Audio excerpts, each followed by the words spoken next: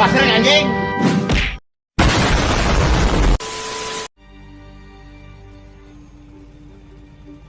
Film berawal dengan sekelompok ilmuwan yang sedang mendekati titik yang diduga akan muncul sebuah badai. Berdasarkan catatan dan ilmu astrologinya, Jane yakin dengan titik itu. Namun temannya Eric menyadarkan Jane jika Jane seorang astrolog bukan pemburu badai. Tiba-tiba muncul aurora di langit yang tampak indah. Jane dengan penuh semangat ingin menuju ke tempat aurora itu. Di saat yang bersamaan badai itu muncul, Jane ingin Darcy menebus badai itu. Namun Darcy menolak mati hanya karena sebuah penghargaan. Tiba-tiba mereka menabrak seseorang yang tiba-tiba muncul dari badai tersebut.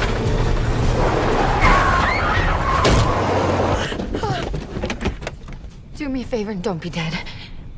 Where did he come from? Adegan pun flashback saat Odin Alfader bercerita kepada kedua anaknya pada tahun 965 Masehi di Norwegia.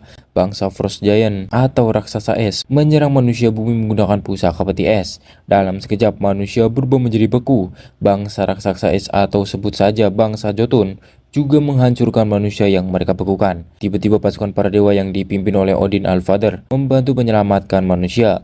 Odin pun mampu mengalahkan pemimpin bangsa Jotun yang bernama Loki.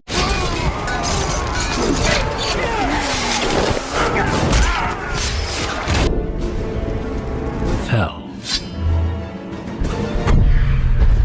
The realm eternal. Lalu Odin dan pasukannya kembali ke dunia mereka yang bernama Asgard dengan membawa pusaka peti Jotun. Setelah menceritakan kisahnya tersebut, Odin memberitahu kedua anaknya yaitu Thor dan Loki jika salah satu dari mereka akan menjadi penerusnya. Namun mereka berdua ditakdirkan terlahir sebagai raja. Singkat cerita, Thor kini sudah dewasa. Hari itu Thor akan dinobatkan sebagai raja Asgard. Odin lalu berpidato jika palu Thor atau palu Mjolnir dibuat dari jantung bintang mati. Kekuatannya begitu dahsyat, palu itu juga digunakan sebagai penghancur dan juga untuk membangun sebuah pusaka yang diciptakan untuk para pemimpin. Setelah itu Thor disumpah. Tiba-tiba bangsa Jotun menyelinap untuk mencuri peti es bangsa mereka. Odin langsung menyadarinya. Dia lalu memanggil Destroyer untuk menghabisi bangsa Jotun tersebut.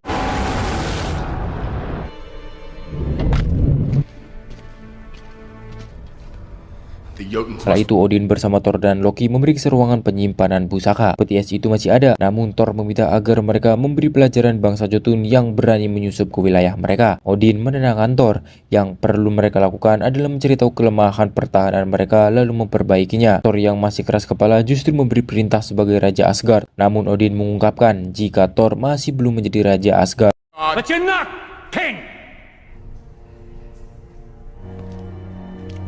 Saat berada di sebuah ruangan, Thor mengamuk karena penobatannya batal. Lalu Loki menghampirinya. Dia sependapat dengan Thor. Jika sekali saja bangsa Jotun bisa menyusup, lain kali mereka akan datang membawa pasukan. Thor pun setuju dengan Loki. Dia mengajak teman-temannya yang saat itu di sana untuk pergi ke Jotunheim, planet bangsa Jotun. Awalnya teman-teman Thor enggan menuruti keinginan Thor, namun Thor mengungkit jasanya kepada mereka. Akhirnya mereka pun bersedia membantu Thor. Setelah itu mereka semua pergi ke gerbang portal Asgard. Gerbang itu disebut Bifrost. Bifrost dijaga oleh penjaga Asgard yang sangat patuh kepada Odin. Dia berani menentang siapa saja termasuk anak-anak Odin. Penjaga itu bernama Heimdall. Loki dengan percaya dirinya lalu menawarkan diri agar dia yang bernegosiasi kepada Heimdall. Namun dia justru dicurigai oleh Heimdall. Lalu giliran Thor yang menghampiri Heimdall. Heimdall mengungkapkan jika tidak ada yang bisa lolos dari pengawasannya selama ini. Dia juga penasaran bangsa Jotun bisa menembus pertahanannya. Thor lalu memanfaatkan perkataan Heimdall tersebut untuk mencari tahu alasannya. Maka dari itu dia meminta Heimdall mengarahkan mereka ke Jotunheim. Akhirnya mereka pun bersiap di Bifrost untuk menuju ke Jotunheim. Heimdall memperingatkan jika dia akan langsung menutup Bifrost, dan jika mereka tidak berhasil maka mereka akan terjebak di tempat pengasingan yang sangat dingin tersebut yaitu Jotunheim. Lalu mereka pun dikirim ke Jotunheim seperti melewati sebuah lubang cacing.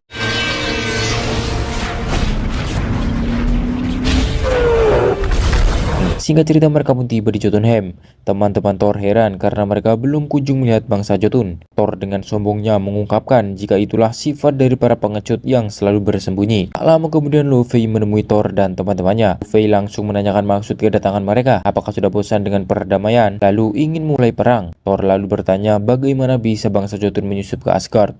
Laufey memberitahu Thor jika rumah Odin diisi oleh pengkhianat. Thor tidak terima nama ayahnya dijadikan bahan kebohongan oleh Laufey. Namun Laufey tidak peduli Thor mempercayai atau tidak, tapi dia memperingatkan Thor agar kembali sebelum hal buruk terjadi pada mereka. Loki juga mengajak Thor untuk kembali, namun Laufey justru memprovokasi Thor yang hendak pergi. Hingga akhirnya Thor langsung memukul Laufey dengan palu Mjolnirnya dan terjadilah pertarungan antara Thor CS melawan Laufey dan bangsanya.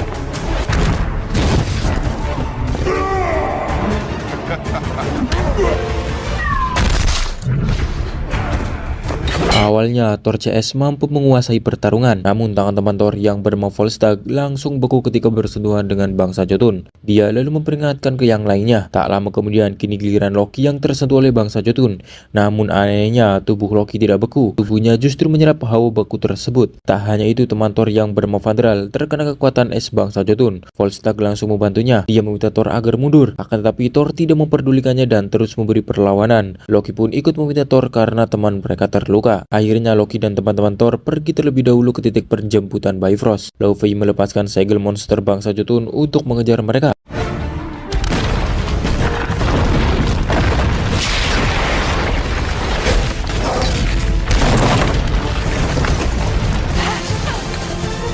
Tibanya di titik penjemputan, mereka langsung memanggil Heimdall untuk menjemput mereka. Akan tetapi Heimdall tidak merespon. Monster itu pun kini menghadang mereka. Thor tiba-tiba melesat dengan bersama Mjolnir ke arah monster tersebut. Monster itu pun langsung tumbang oleh serangan Thor tersebut. Akan tetapi Laufey dan pasukannya kini mengepung Thor dan teman-temannya. Tiba-tiba Odin muncul melalui Bifrost. Dia langsung menghempaskan pasukan Laufey. Odin meminta Laufey membiarkan anaknya dan teman-temannya pergi.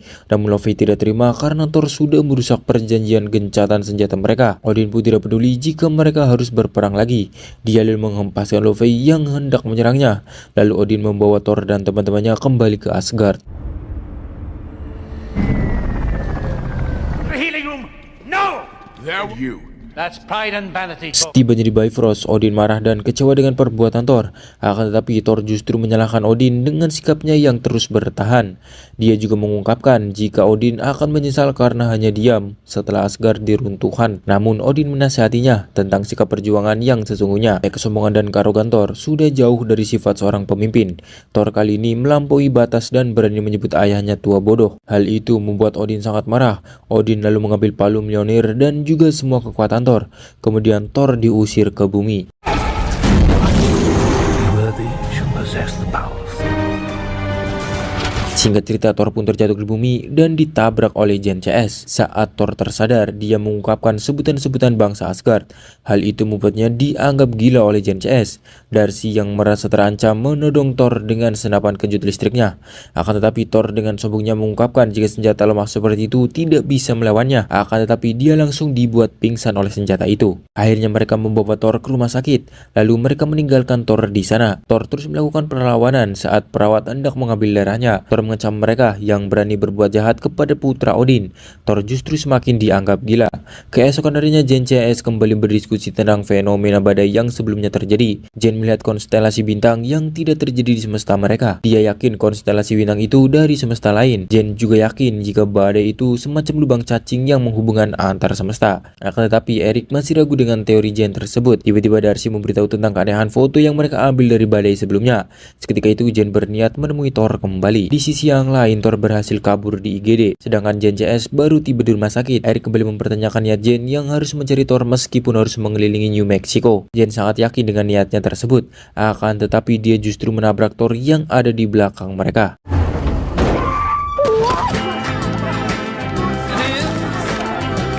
Sementara itu palu Mjolnir yang terpisah dengan Thor kini dijadikan ajang pengangkat beban oleh penduduk sekitar. Tak ada satupun dari mereka yang bisa menggerakkan palu Mjolnir. Dari kejauhan Agent Coulson mengamati hal tersebut. Ia lalu melaporkannya ke Fury. Di sisi yang lain, teman-teman Thor penasaran karena Odin bisa tahu. Lalu Loki mengaku jika dia yang memberitahunya melalui Heimdall. Dia beralasan jika dia ingin jaga-jaga dengan kejadian yang buruk dan hal itu menyelamatkan nyawa mereka semua. Namun dia juga tidak menyangka jika ayahnya akan sebegitu kecewanya kepada Thor hingga mengusirnya ke tempat pengasingan. Chief lalu meminta Loki untuk membujuk Odin agar mengembalikan Thor.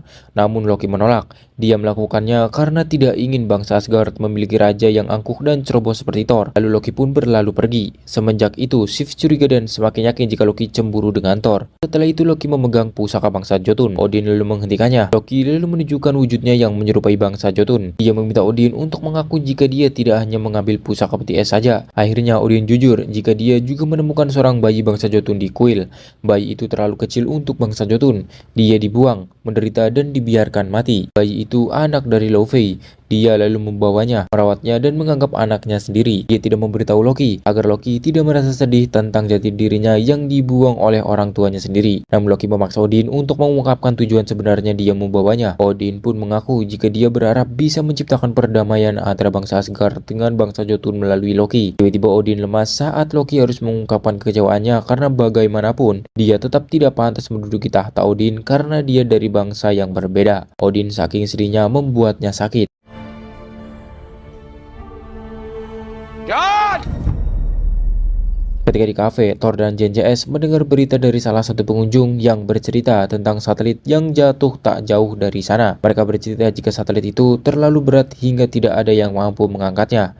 Thor langsung penasaran dan menanyakan lokasinya. Dari luar, Jen menghentikannya. Lalu Thor memberitahu jika satelit itu palu Mjolnir miliknya. Dia harus ke sana untuk mengambilnya. Thor meminta Jen untuk mengantarnya, dan dia akan memberitahu jawaban dari semua penelitian Jen selama ini. Tiba-tiba Eric memanggilnya. Eric meminta Jen agar tidak mempercayai Thor yang mereka anggap gila. Menurut Eric, cerita Thor adalah dongeng yang diceritakan orang tuanya dulu. Jen pun lalu meminta maaf karena menolak untuk mengantar Thor. Thor lalu memberikan salam perpisahan untuknya dengan mencium tangannya. Setelah itu Jen CS kembali ke tempat penelitian mereka. Di sana Agent Coulson dan para Agent SHIELD menyita semua penelitian Jen. Jen tidak terima mereka menyita semua penelitiannya. Namun Jen tidak bisa menghentikan mereka. Compensate you for your trouble. I can't additional rights. I'm sorry, Miss Foster. In this lab or in this book, and you can't. Thank you for cooperation. Dengan kembali ke Asgard, teman-teman Thor memberanikan diri untuk menemui Odin. Mereka ingin Odin bisa mengembalikan Thor, namun mereka dikejutkan dengan Loki yang sudah menduduki tahta Odin. Mereka lalu meminta Loki agar membawa Thor kembali.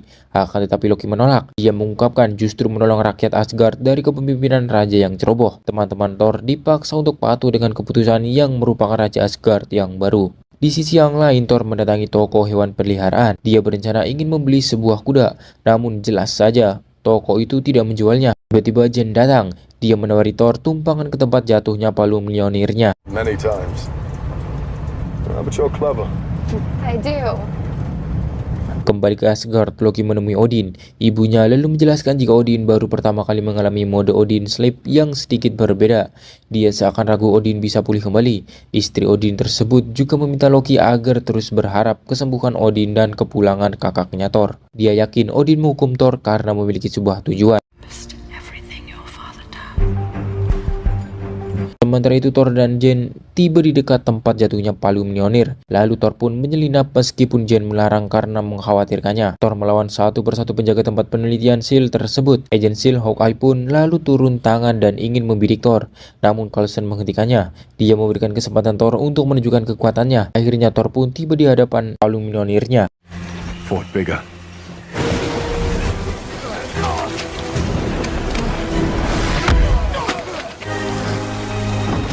Olson. I'm starting to.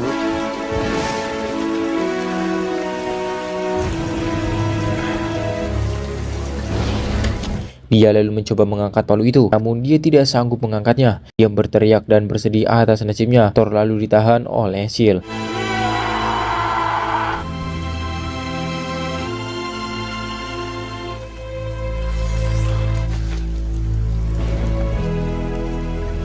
Heimdall juga merasa kasihan dengan Thor yang mendapat hukuman dari Odin tersebut. Setelah itu Coulson menginterogasi Thor. Dia menduga jika Thor merupakan seseorang tentara dari negara yang dendam dengan Amerika. Karena selain memiliki postur seorang tentara, Thor juga memiliki kemampuan yang mampu mengalahkan puluhan penjaga dengan tangan kosong. Thor hanya diam saja. Lalu Coulson pun pergi untuk menerima telepon. Tiba-tiba Loki menghampirinya. Dengan kemampuannya, Loki bisa tidak terlihat oleh orang lain. Loki memberitahu Thor jika ayah mereka telah meninggal.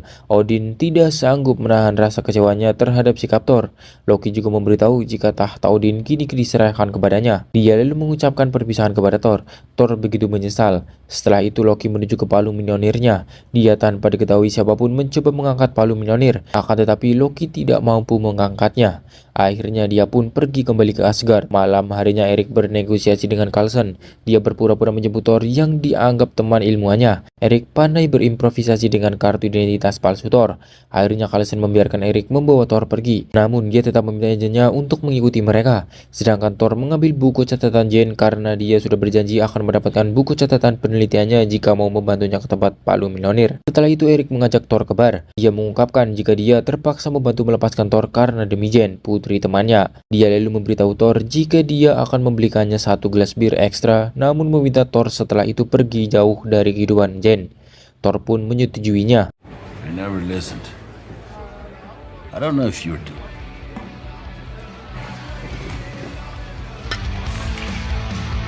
Di sisi yang lain, Loki pergi ke Jotunheim. Dia meminta Laufey untuk membunuh Odin. Dia tidak bisa melakukannya sendiri karena dia akan ditolak Asgardian menjadi raja jika ketahuan membunuh pendahulunya. Loki juga akan memberikan pusaka peti es kepada Laufey agar bangsa Jotun bisa mendapatkan kejayaannya kembali.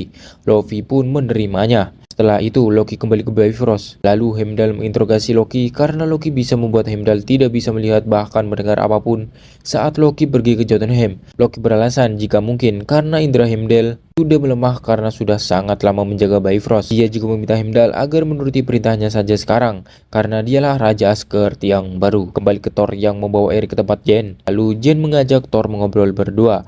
Thor mengembalikan buku catatan penelitian Jane. Awalnya Jane senang, namun dia putus asa karena Shield tetap berusaha keras akan menghentikan penelitiannya. Thor menenangkan Jane. Dia mengungkapkan jika semua yang diteliti oleh Jane benar.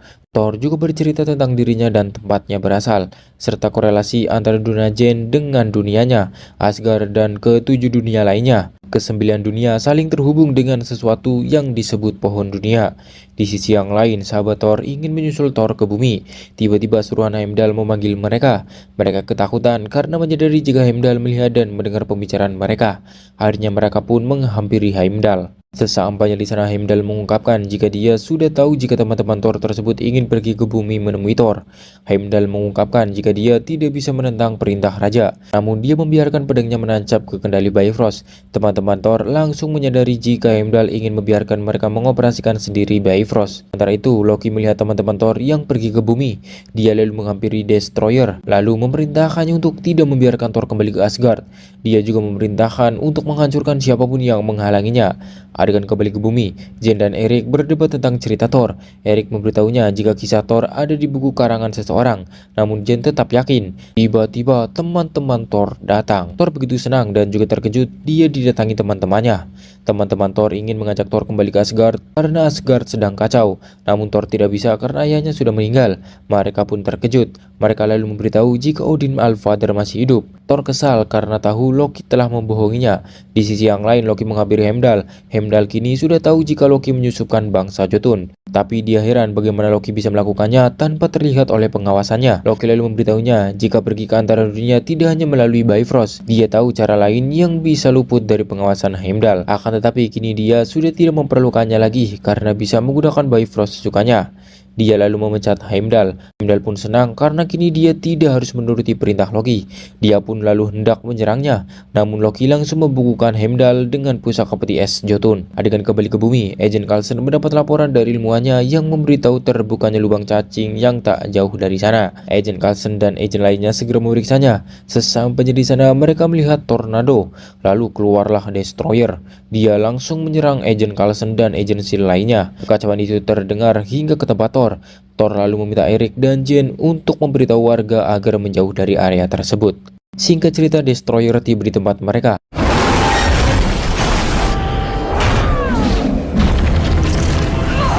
Teman-teman Thor berjuang menghentikan Destroyer. Dengan kerjasama tim, Chief berhasil menusuk Destroyer. Namun itu belum cukup membunuhnya. Kini giliran Destroyer memberikan perlawanan hingga membuat teman-teman Thor kewalahan.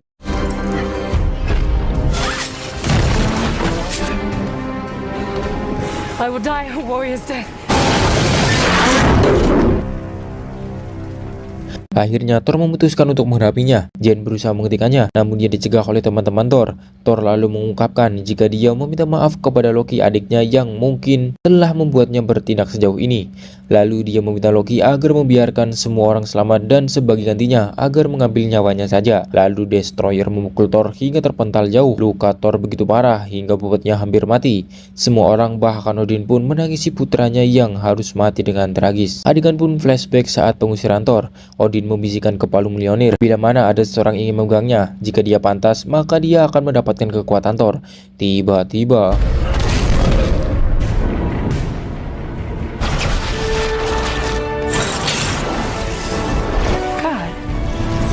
ya, kini kekuatan Thor pun kembali.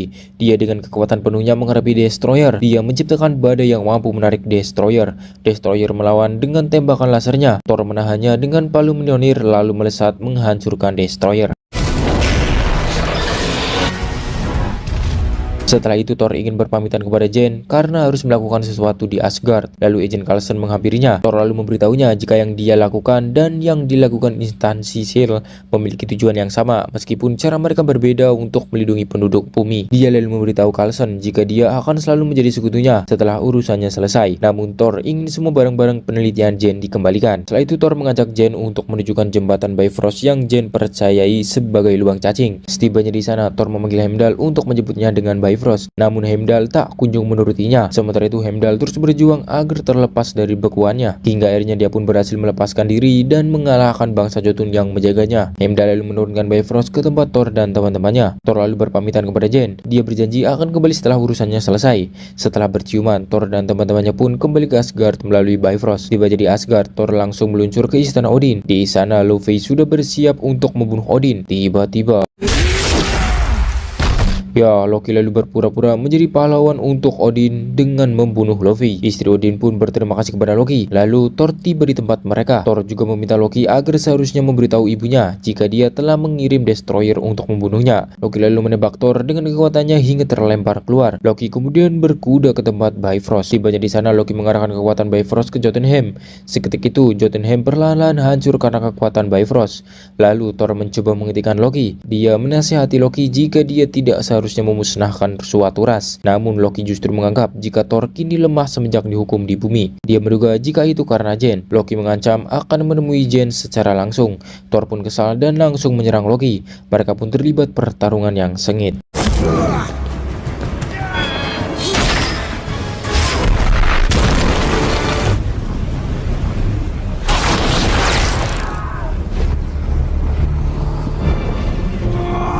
Setelah menahan Loki dengan palunya, Thor mendekati Bifrost. Lalu dia memanggil Palu Mjolnir dan menggunakannya untuk menghancurkan jembatan Bifrost. Loki mencoba mengasuh Thor jika dia tidak akan bisa bertemu lagi dengan Jane.